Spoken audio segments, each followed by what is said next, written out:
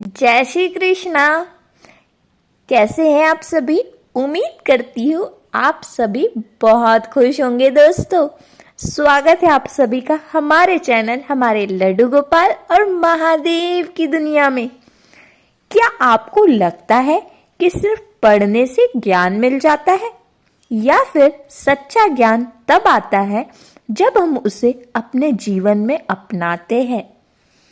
छठवां अध्याय, जिसका नाम है अभ्यास योग, में भगवान श्री कृष्ण हमें सिखाते हैं कि नियमित अभ्यास और ध्यान से कोई भी आत्म साक्षात्कार प्राप्त कर सकता है। दोस्तों, यह अध्याय बताता है कि सच्चा योगी कौन होता है और कैसे अभ्यास से जीवन को एक नई दिशा दी जाती है।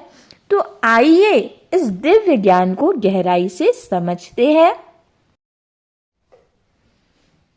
छठवां अध्याय, अभ्यास योग।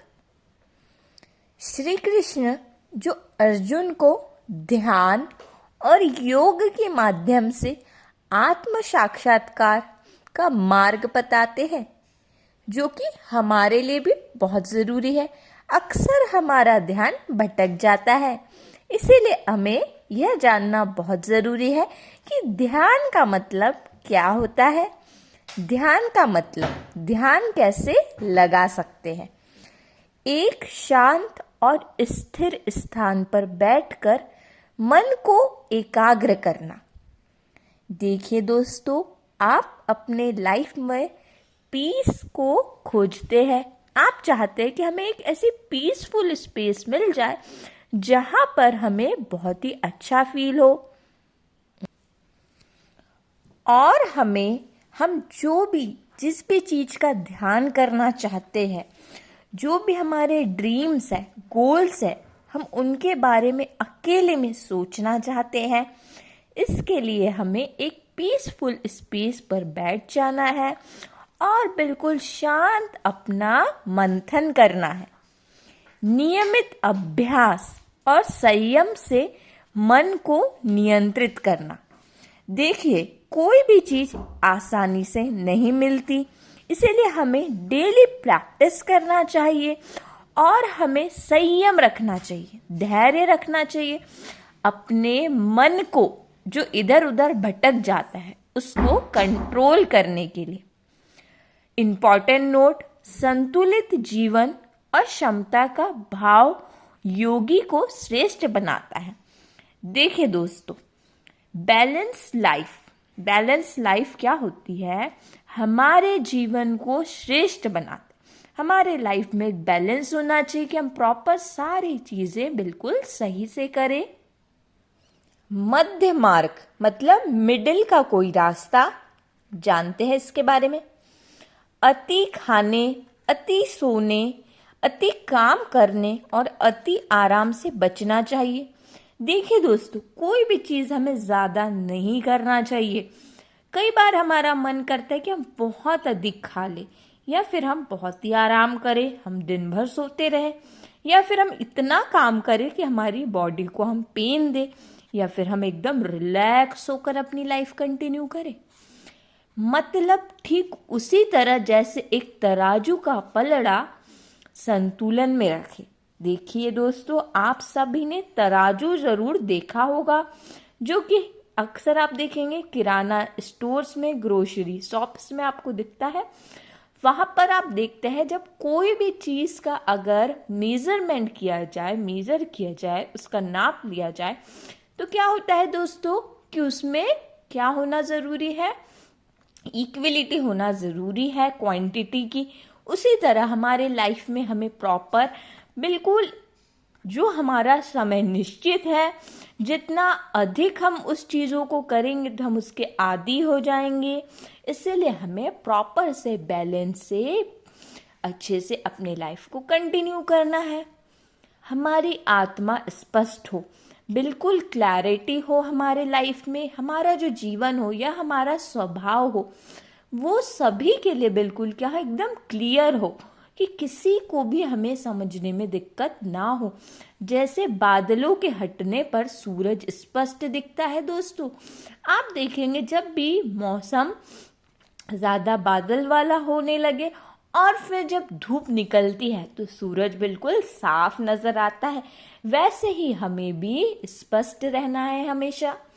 ध्यान का फल, अच्छा ध्यान हमने समझ लिया कि एक जगह पर एकाग्र होकर बैठना ध्यान होता है। अब उसका फल क्या होता है दोस्तों? शांति और स्थिरता। ध्यान से मन की शांति और स्थिरता प्राप्त होती है कि आप अपने मन को कंट्रोल कर पाएंगे और आपको कांस्टेंट चीजें प्राप्त होगी दोस्तों। इम्पोर्टेंट नोट, सभी कार्यों और जीवन के हर पहलू में भगवान को देखना और उनके प्रति समर्पित होना चाहिए। यह बात हम हर अध्याय में समझ रहे हैं दोस्तों कि हमारा हर कार्य भगवान के चरणों में समर्पित होना चाहिए। समता का भाव, सभी प्राणियों में ईश्वर को देखना और सबके प्रति समान भाव रखना। देखिए बहुत ही प्यारी बात यहाँ पर भगवद गीता के 6वें अध्याय में हम जान पा रहे हैं कि सभी प्राणियों में, हमारे घर जो भी प्राणी आता है हमें उसका कभी अपमान नहीं करना चाहिए दोस्तों। हमें जानवरों में, हमें पत्थर में, हमें घर में, हर चीज में ईश्वर को देखना चाहिए। हमारा भाव बिल्कुल सबके प्रति समान होना चाहिए दोस्तों। हमें मोह माया के पीछे कभी नहीं भागना चाहिए जिससे हमारा ध्यान भटक जाता है। श्री कृष्ण बताते हैं कि एक सच्चा योगी सबसे श्रेष्ठ होता है। जैसे कि आप जानते हैं कि हम कर्म योग के बारे में पढ़ चुके हैं, तो सच्चा योगी सबसे ज़्यादा श्रेष्ठ होता है और उसे जीवन में सफलता मिलती है। ये साक्षात हमारे गुरुदेव श्री कृष्ण जी बता रहे हैं। सूरज की रोशनी सब पर समान रूप से पड़ती है दोस्तों। आपने यह चीज़ ज़रूर नोटिस की होगी कि जब भी सूरज की रोशनी हम पर पड़ती है तो वो ज़रूर है कि वह हमारे दोस्तों पर भी पड़ती होगी, हमारे पेरेंट्स पे भी पड़ती होगी, तो सब पर समान रूप से पड़ती है। तो देखिए इक्विलिटी हमें हमारे नेचर से ही मिल रही है।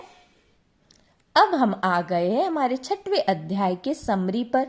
6ठे अध्याय अभ्यास योग में श्री कृष्ण अर्जुन को सिखाते हैं कि नियमित ध्यान और योग से आत्म साक्षात्कार संभव है।